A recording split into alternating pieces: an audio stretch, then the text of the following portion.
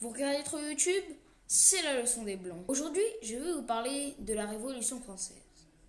Pendant les années avant la Révolution française, la France vit une crise économique car elle dépense trop d'argent pour le soutien de la guerre en Amérique et les dépenses du roi, château de Versailles, les fêtes, etc.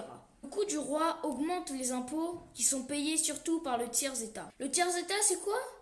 C'est un des trois ordres qui existent à cette époque. Il y a la noblesse qui défend le roi, le clergé qui correspond aux religieux. Ces deux ordres ne payent pas ou très peu d'impôts.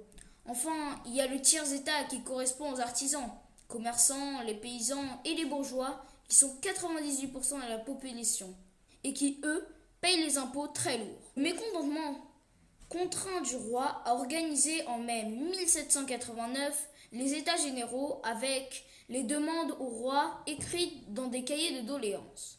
Incapable de prendre une décision, le roi met fin aux États généraux de Versailles. Mais le 20 juin, les députés du tiers-État décident de rester ensemble dans la salle du jeu de paume et font le serment de ne pas se quitter tant qu'ils n'ont pas écrit la Constitution.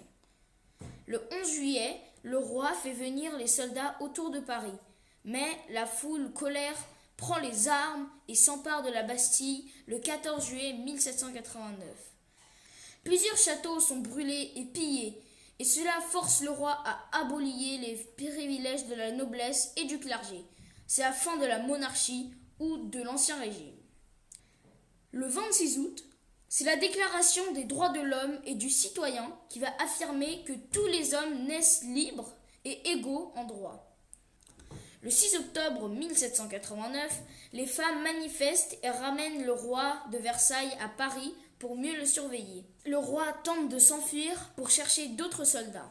Il est reconnu et arrêté à Varennes le 20 juin 1791 et emprisonné.